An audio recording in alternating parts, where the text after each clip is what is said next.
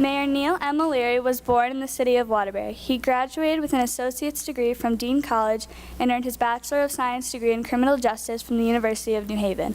He also graduated from the 49th session of the FBI's Law Enforcement Executive Development Seminar.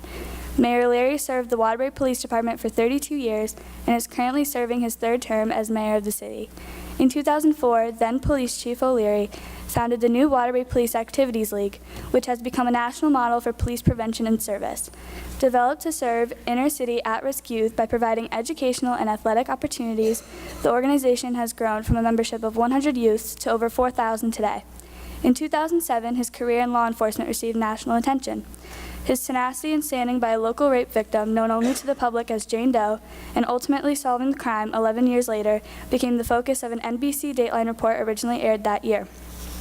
Mayor O'Leary now serves on the board of directors of Jane Doe No More, a nonprofit founded by Donna Palumba to improve the way society responds to victims of sexual assault. Mayor O'Leary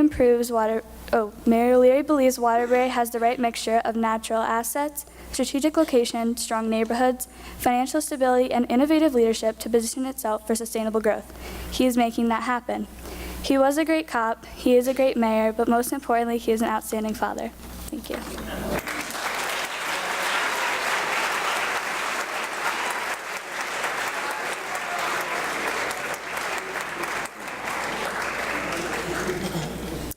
Camp has served the public sector in a variety of positions that included Director of the Missouri Department of Corrections, where he integrated a racially segregated prison system, First Deputy Commissioner of the New York State Division of Criminal Justice Services, Assistant Commissioner of the New York City Department of Correction, and Associate Warden of the Federal Prison in Lompoc, California, and the U.S. Penitentiary in Marion, Illinois. He has either led or co-led the Department of Corrections Operation and Management Studies in more than 30 states, the Federal Bureau of Prisons, and large urban and country correctional systems. He's also the co-author of Prison Employees, Corrections' Most Valuable Resource, a report on preparing for the National Institute of Corrections and the Resolution of Prison Riots, published by Oxford University Press. In addition, he contributed the chapter on developing the shift relief factor in prison staffing analysis, a training manual, authored by Camille Camp and published by the National Institute of Corrections. As co-executive director of the Association of State Correctional Administrators, he's been engaged in the expansion of the performance-based management system, reducing racial disparity within corrections, providing training and professional development opportunities for correctional administrators, and developing guidelines with the Yale Law School for inmates in restrictive housing. He has a bachelor's degree from Middlebury College, where he majored in American literature, a master's degree in criminology and corrections from Florida State University, where his thesis was written on the changing levels of anxiety of inmates, and a doctorate in sociology from Yale University, where his doctoral dissertation was entitled Nothing to Lose, a study of bank robbery in America, which was supported by a grant from the Russell Sage Foundation.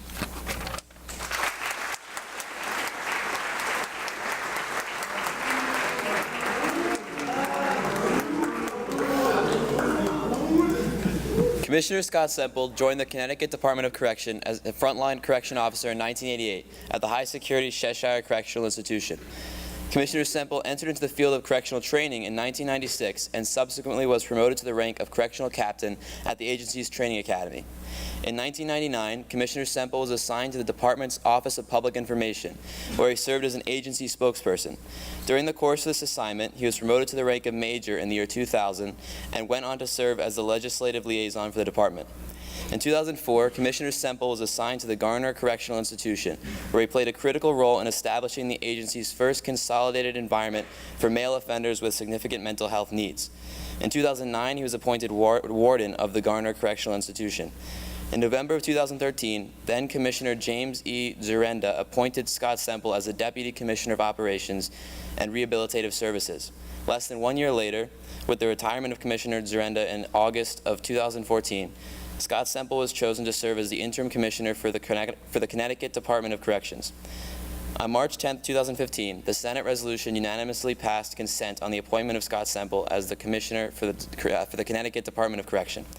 In April 2015, Scott Semple Commissioner of the Connecticut Department of Correction, dedicated the state's first reintegration center, the Cybulski Community Reintegration Center at the Willard Cybulski Correctional Institution, which is designed to prepare inmates for reintegration upon release and reduce recidivism.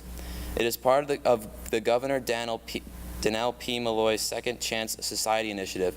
In keeping with this momentum, the agency has since opened up an additional 3 reintegration centers, a unit designed to address the specific needs of veterans, a unit specializing in the treatment of offenders serving DUI sentences, and a unit created for the female population. Please welcome our panelists.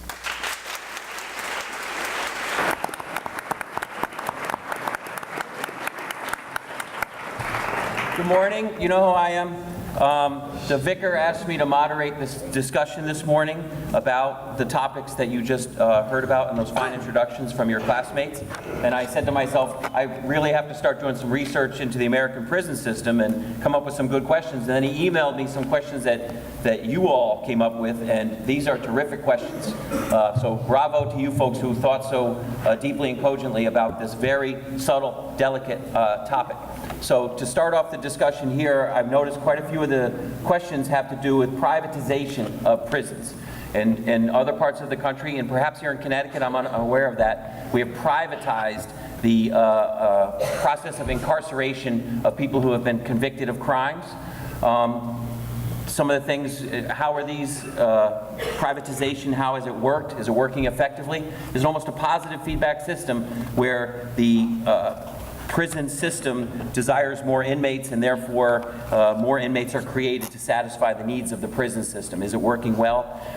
In general, is our prison system working well? You heard what Jason just said about trying to negate recidivism, and that's when people get out of prison, commit more crimes, and then return to prison, something that none of us, I believe, wants.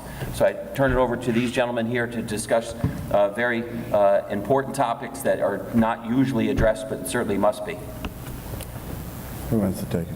Well, let me jump in to get the ball rolling with regard to your questions regarding privatization. And there are questions that you have raised and that others have raised about the viability and the appropriateness of privatizing a function that has traditionally been that of the government. There are 2 things that I would ask you to think about with regard to it. One, just as there are very well-run, publicly operated prisons, there are also some that are not as well operated. Similarly, in the private sector, where there are private for-profit organizations, some of those prisons are very, very well run. Others are not so well run.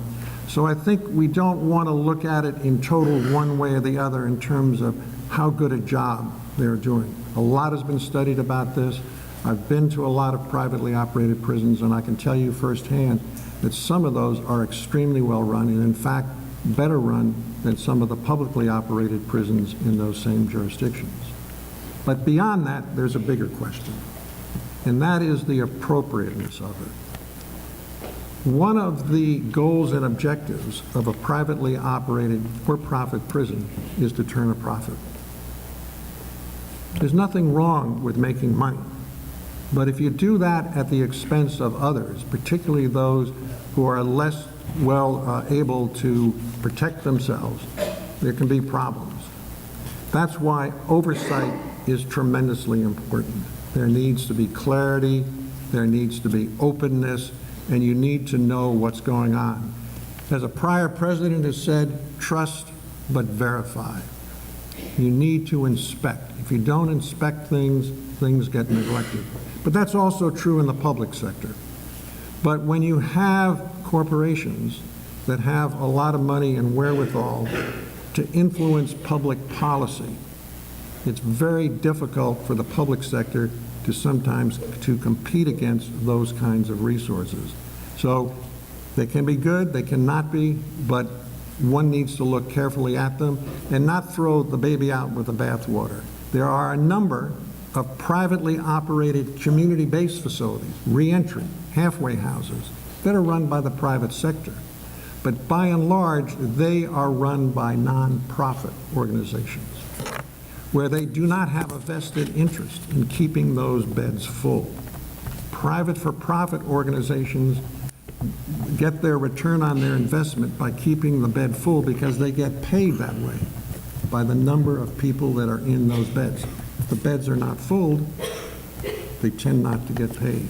So if you're looking to get people out of prison appropriately, you have to be sure that those private operators are not unduly influencing the system to keep people in longer than they should. Therefore, the public sector should be in charge of who goes to these private prisons, how long they stay, and when they get released.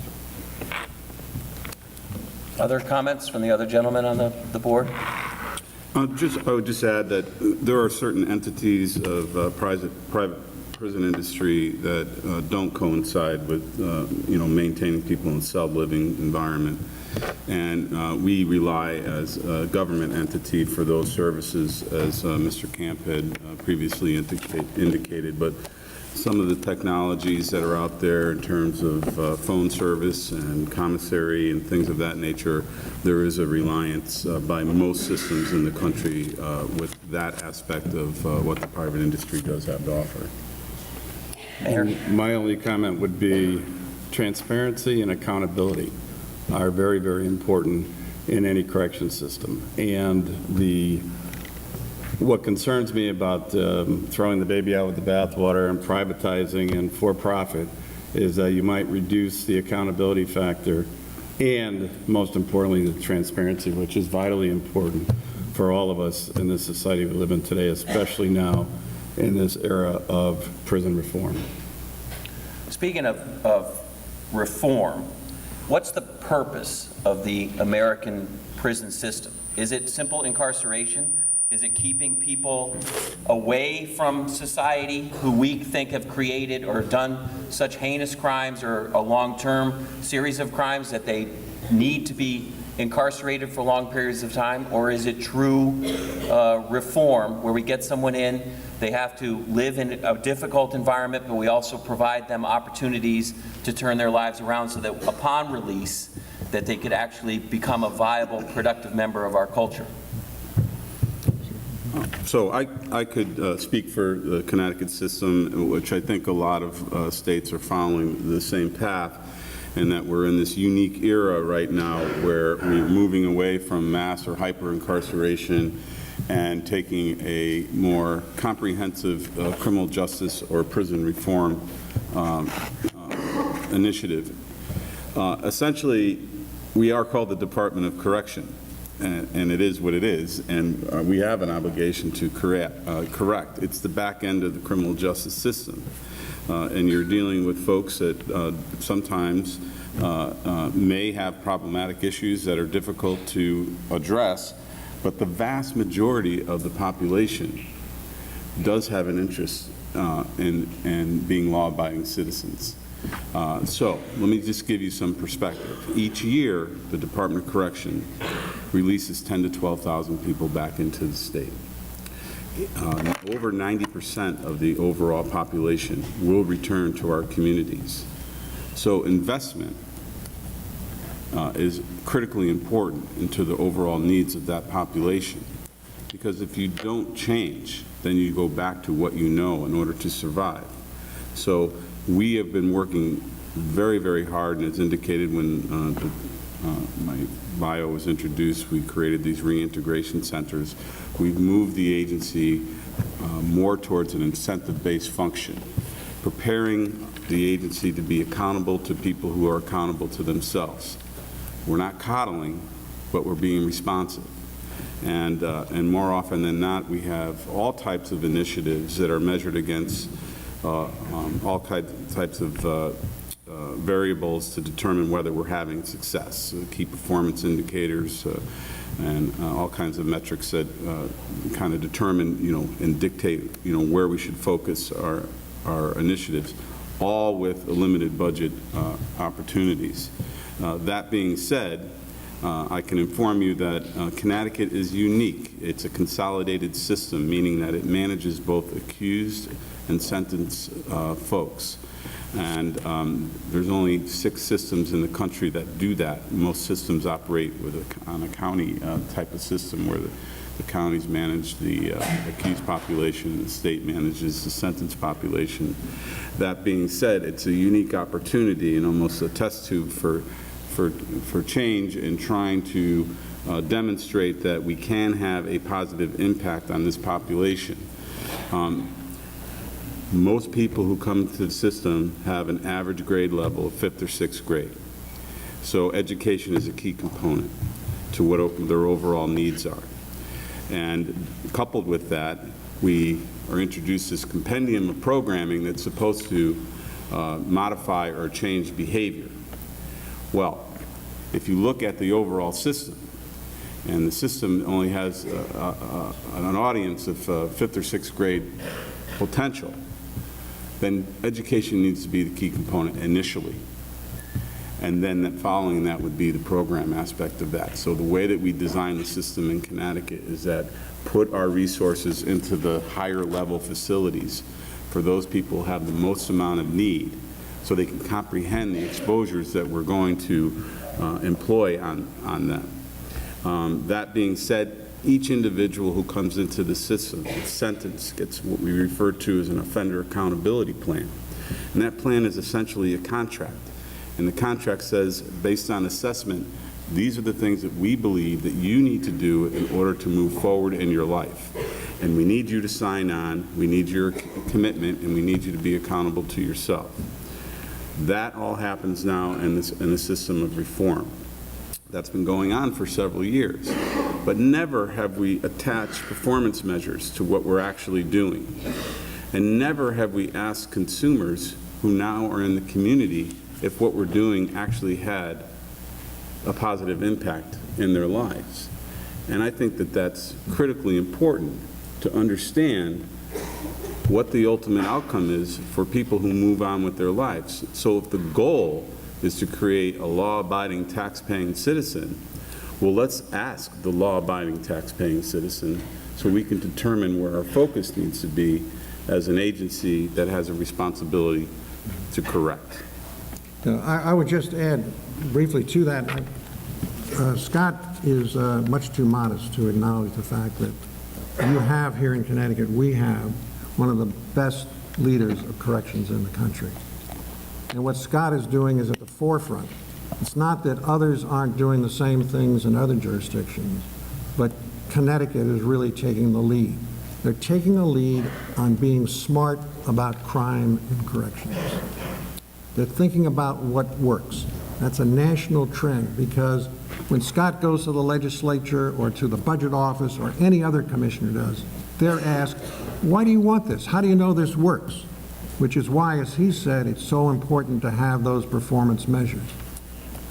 You may have heard the statement made by former Governor Mitch Daniels of Indiana, now the president of Purdue, when he said, if you're not keeping score, it's just practice. You have to keep score. You have to know whether or not what you're doing is having the payoff, the return on the investment that you want, because there's such scarce resources. And this is true nationally. And the word that leads all of that goes back to a point Scott made when he said that 90% of the prisoners that come in today are coming out, and they're coming out quickly, 2.5 years, they're back out. And that's the word reentry. You've got to prepare people, just like you're being prepared, you're preparing yourself for life after Taft. The work in corrections is preparing people for life after prison. And to that, being in law enforcement for well over 30 years, I can't tell you, the one thing I'd love to have you take away with you this morning, and we unfortunately don't have enough time to discuss a lot of these issues, is how exciting it is to see the reform that is happening in Connecticut. As Mr. Camp points out, the commissioner is at the forefront and has the courage to talk about reform. And that, I think, in itself is an asset that we can't underestimate. We also have a governor who has demonstrated over the last 5 years that his agenda is really focused on the second chance society. He believes, Commissioner believes, and I believe, that if we don't start to look at What is next? As Mr. Camp points out, what's next for you leaving Taft? What's next for these folks leaving prison? If we don't open up opportunities for them, then the recidivism rate will continue to be very, very high. What I'm most proud of with Commissioner Semple recently in the last 2 years is in Waterbury, we actually bought a building, turned it into a factory, and now we have a curriculum where we have inmates come at the Commissioner's transportation costs to our facility in Waterbury. And we start at a very remedial level, recognizing the 5th and 6th and 7th grade education. So what we start with is classrooms, remedial math, remedial English, remedial reading. And we have these folks, we assess them when they walk through the door, we figure out what their strengths and weaknesses are, and then we form a curriculum to bring them to where they need to be successful so that we can teach them manufacturing skills. And we have really been pretty successful at this initiative. It's the only one going on in the state when we developed it, and now there's other cities that are adopting it. And we're very proud to tell you that our employment rate has been very, very high. And part of the program, we go into the manufacturers here in Waterbury and greater Waterbury area, right here in Watertown, and we implore the owners to take a chance on these individuals, and they have. And they have been reporting back very successfully. We're not batting 1,000, we're probably batting somewhere around 600, which is not bad. So 6 out of 10 of our people have been successfully reintegrated into the work society. What does that mean? That means it gives them confidence. That means it gives them the ability to support their families. That means it gives them the ability to get off of state assistance and feel like they really are an active part of society. And that is probably one of the most important aspects of all of it. It's a very young program, and actually we welcome any and all of you to come up and see it sometime. But it's really, recently the governor's been there, the Commissioner of Labor's been there, Commissioner Semple has made several visits there, and we're very proud of it because it's really the first time people have thought out of the box to get some of these, to give some of these people the opportunities that they really deserve. You know, if you look at the prison population over the last 5 years in Connecticut, it's dropped significantly, and that is because Commissioner, Governor, like-minded legislators feel very strongly that prison reform is at its best when we give people opportunities to survive outside of the prison facility. And so that's what I think it's the area that we're most proud of at the moment. And if I could just add something about reform, you know, commissioners of corrections and mayors and experts in the field, you know, one thing that has to change is the society's perspective on this issue. So we call ourselves a forgiving society, but the fact of the matter is we are not. The stigma of incarceration lasts for a lifetime. And, you know, I've had the privilege of looking at systems outside of this country where that type of stigma does not exist.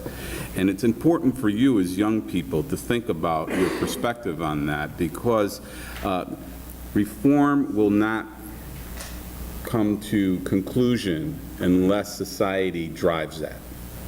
And so it's really important as young people to think about this strategically and what your position is and what you want society to represent. Just to follow up with that, the election is in 3 weeks, as everyone knows. In other states, convicted felons are not allowed to vote. What's the law in Connecticut? I'm curious for my own edification.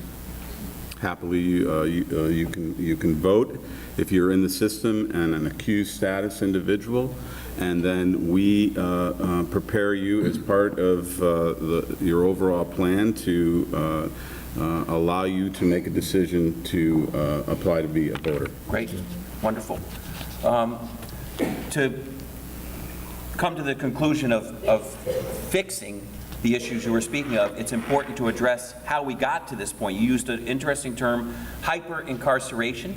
The United States has the highest percentage of incarcerated individuals of any industrialized nation. Also, minorities are very overrepresented in the prison population in the United States, far above what would be within any statistical norm.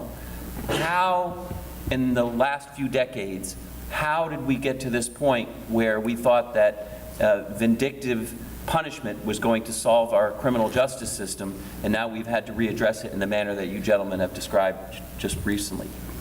Well, I would add a couple of comments to that. It is true, as you were saying, that minorities are disproportionately represented in our prisons and jails. They are also disproportionately represented in our criminal courts and in terms of arrest rates. Corrections has recognized this for a long time, and on a national level and on individual state levels has really concentrated addressing this issue. In the past, I think most people who ran prisons thought, there's nothing I can do about that. That's up to the cops, the district attorneys, the judges. They make those policy decisions and they implement those. We're at the far end, as Scott's saying. We get who you send us. And that's true, but two things have come about recently. One, people like Scott and his counterparts across the country have said, we are more than commissioners of correction. We are people who can and will influence policy within the criminal justice system and within our society as a whole.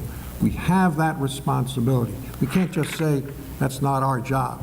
It's all of our jobs, and we have to build teams to reach consensus and move it forward. So we're doing that. So we're getting involved with the prosecutors to make them think more about this. But within corrections, there are things that we can and are doing. We can look at the way in which we make decisions about who gets access to the programs that Scott was talking about. Who gets to go to school? Who gets to go to vocational training programs? Who gets the better jobs? Are they disproportionately being assigned to non-minorities? And if they are, why, and what can we do about it? Along that same vein, we have a great deal to say about who gets sanctioned. One of the questions that was asked by you was, is there a disciplinary system in prison, and what are the consequences of it? There is, and there are significant consequences. Because if minorities are disproportionately sanctioned, more severely, more frequently, that makes them look in the eyes of the public, paroling authorities, and others less attractive for release in the community, which means they stay longer in prison, and as you were saying, they are disproportionately represented there. So we have an opportunity, and administrators around the country are on a monthly basis now checking to see to what degree minorities and non-minorities, male and female, are being impacted in a way that's keeping them longer than they necessarily should be. So this is an issue of great concern to people, but it needs more attention. It's something that just can't be done once and left alone. And I think everybody should realize that it is of great concern, and we need everybody's help, both who work in prison and those who are without, to get on the same bandwagon with us to see if we can make some more changes. Laws. Mayor? Laws. Many laws in Connecticut and elsewhere across the country dictate minimum mandatory sentencing. Where I saw during the last 30 years a disproportionate number of minorities entering the prison system was all about drugs. Drugs, specifically cocaine. So if you got caught with a pound of powder cocaine and you were non-minority, your sentence was significantly less than if you got caught with a pound of crack cocaine. And whether you're a minority or not, that crack cocaine would put you in jail for 10 times longer than possession of the powder cocaine. The reason being is crack is so much more addictive and so highly sought after in the impoverished communities, more affordable. So that's really, if you go back 20 years ago, that's really where it was incredibly, where you saw the number of minorities rise significantly going into the prison system. Those laws are set by your legislators and your federal delegation. Fortunately, much too late, they've realized through most states throughout the country what the disproportionate composition looks like, and many proactive states, like Connecticut, have actually thrown those laws out the window. Or sale within a school zone. Well, if you live in Waterbury, which is a city that has 30 schools in it, just about every street in every neighborhood is in a school zone. If you get caught with drugs in a school zone, you have a minimum mandatory sentence that could be 5 times higher than if you get caught with the same amount of drugs right here somewhere in Watertown that only has 5 schools. So you're probably not in a school zone. So the laws really dictate and have dictated unfairness throughout the country. And again, this is a work in progress, but it's something you as young people really should focus on, because the more people who talk about the disproportionate and the disparity will get more results from the federal and state legislators. I would just add that this is a personal perspective on this. There seems to be a shift that's related to the opioid crisis in our country. And the reason I share this with you is, as I indicated before, we're a unified system. We handled both sentenced and accused folks. Well, accused folks are managed in our jail system. We have 3 dedicated jails here in Connecticut. And when you look at the census in comparison to 5 years ago, it was predominantly minority folks that were still coming into the system. But you look at the census now, and the breakdown is a third Caucasian, a third African American, and a third Latino. And I think there's a correlation to the opioid crisis because we recently did an unscientific study of people who have come into the system and interviewed them with regard to drug of choice. And it's interesting to note that the Caucasian population has a tendency to be attracted to the opioids versus other races. So what we're seeing is some level of increase in Caucasian folks coming into the system. So how do you make lemonade out of a situation like that? Well, you know, we'll use Connecticut as the test tube here, and Connecticut is a tale of, you know, 2 geographic perspectives. Right? If you go to cities like Waterbury and Hartford and Bridgeport and New Haven, these are second chance communities. Virtually everyone knows someone who has touched the system. They get this. You don't have any work to do changing their perspective on taking a different approach on a criminal justice platform. But when you go into our suburbs, and this doesn't represent everyone, they still have a television perception of what prison is, and a lock them up and throw away the key perception on that, until it impacts them directly with a family person, with a loved one. And then the question is, what are you going to do about this? This is not a crime, this is a disease. There's where the lemonade is, because society can change based on the unfortunate circumstances that we're currently facing with the opioid epidemic. Gentlemen, we could go on all morning, but these young folks have to get to their next class. So please join me in thanking our